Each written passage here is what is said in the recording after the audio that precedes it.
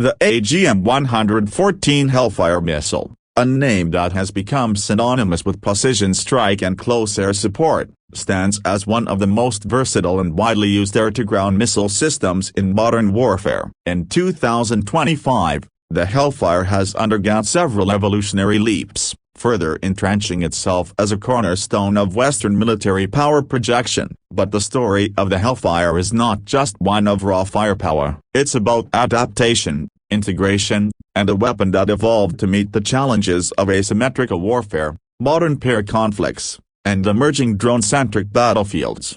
Originally developed in the late 1970s and entering service in the 1980s, the Hellfire began its journey as a tank-busting missile intended for the AH-64 Apache attack helicopter. The name Hellfire itself comes from Hellborn, laser, fire and forget, though the original versions weren't actually fire and forget. The first models, like the AGM-114A, were semi-active laser-guided, relying on either the launching platform or a third-party designator to illuminate the target. They were designed to punch through Soviet armor in a potential Cold War confrontation. As the Cold War ended and conflicts shifted toward insurgencies and urban warfare, the utility of the Hellfire expanded. It was no longer just about tanks in Europe but now about precise strikes in the Middle East, Africa, and beyond. The Hellfire quickly adapted, gaining popularity among both rotary and fixed-wing aircraft, and later, becoming the primary armament for armed drones like the MQ-1 Predator and MQ-9 Reaper. These unmanned aerial vehicles,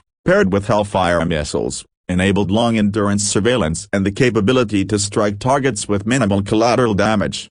Fast forward to 2025, and the Hellfire has undergone several key iterations, each more advanced than the last. The missile's journey from AGM-114A to the latest multi-role variants has included enhancements in guidance systems, warhead configurations, range, and targeting capabilities. Modern variants such as the AGM-114R, or Romeo, and the AGM-114 Leaders, known as the longbow Hellfire, show just how adaptable the missile has become.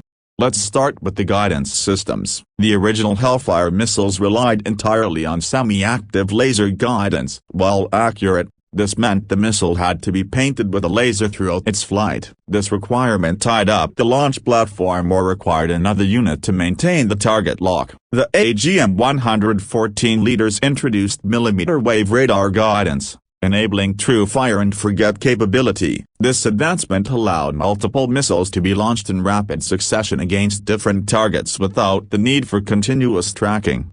In 2025, the most common variant is still the AGM-114R, which introduced the universal launch rail compatibility and a multi-purpose warhead. This warhead is capable of engaging both hard targets like armored vehicles and soft targets such as personnel or light buildings. It combines a shaped charge for armor penetration with the blast fragmentation component for versatility. The R variant's ability to switch targeting modes mid-flight allows for higher mission flexibility. In a counterinsurgency operation, for example, a drone can carry multiple Hellfires and adjust targeting based on real-time intelligence, switching between high-value individuals and armored convoys within minutes. Another crucial aspect of the 2025 Hellfire system is its integration into a wider battlefield network. Modern combat emphasizes connectivity, and Hellfire missiles are now deeply tied into digital command and control architectures. They can receive mid-course updates via data link, respond to changes in target behavior, and even retarget mid-flight if needed. This kind of agility is critical in environments where enemies use human shields, move rapidly, or operate in complex urban settings. The platforms that carry Hellfires have also expanded dramatically. While the Apache remains a key Hellfire launch platform, the missile is now deployed from a wide variety of aircraft and vehicles. Fixed-wing aircraft like the MQ-9 Reaper, tilt-rotor platforms like the MV-22 Osprey, and even naval vessels equipped with vertical launch systems or missile pods can deploy Hellfire missiles. In littoral or coastal environments, the missile has proven effective in disabling fast attack boats and small naval threats, which is why it's part of the U.S. Navy's surface warfare strategy.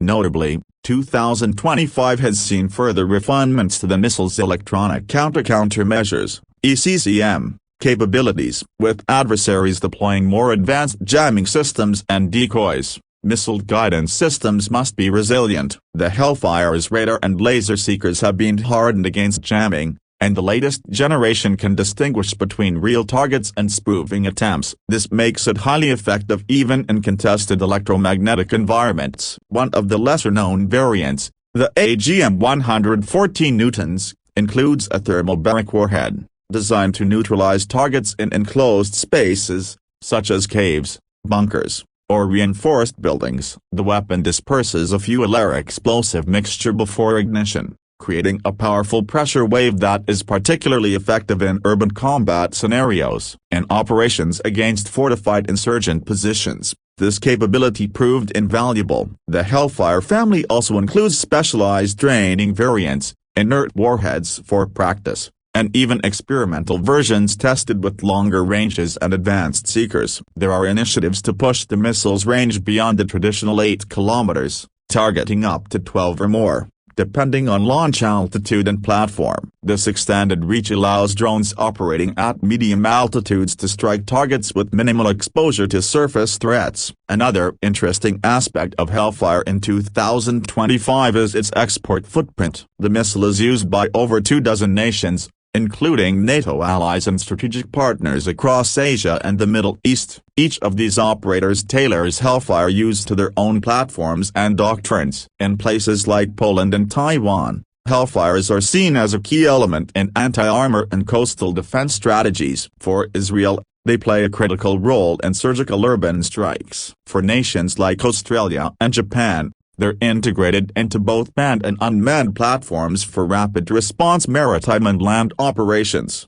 Despite its age, the Hellfire remains relevant due to continuous upgrades and adaptability. However, there's growing conversation about its successor. The Joint Air-to-Ground Missile, or JAM, is gradually replacing some Hellfire stocks, especially in U.S. forces. The JAM combines the best of the AGM-114 Leader's radar guidance with the laser precision of the earlier variants, offering a dual-mode seeker and improved range. While JAM represents the future, it is built on the legacy of Hellfire and, in many ways, is considered the next chapter in its evolution rather than a completely separate weapon system.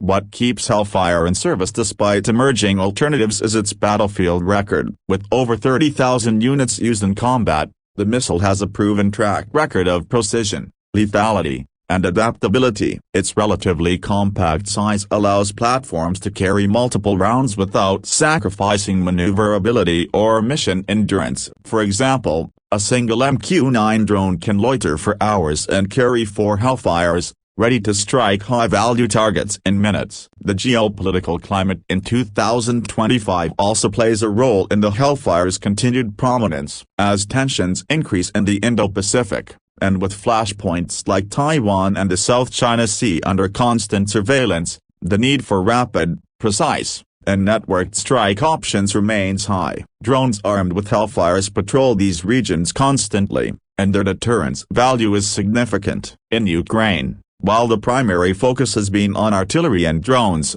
Hellfire-armed Western platforms have played a role in precision strikes behind enemy lines, targeting command centers, logistics hubs, and mobile rocket systems. These missions underscore the missile's ability to operate across different terrain and against a variety of threats. The ethical debates surrounding Hellfire use, particularly in drone warfare, remain ongoing. Civilian casualties, the psychological impact of persistent surveillance, and questions about remote warfare's accountability have brought scrutiny to the systems that employ these missiles. However, proponents argue that precision-guided munitions like the Hellfire reduce collateral damage compared to conventional bombing. Training with Hellfires has also evolved. Pilots, drone operators, and ground controllers now use virtual and augmented reality simulations to practice missile launches in dynamic environments. This reduces cost, increases readiness, and prepares operators for split-second decisions in real-world combat.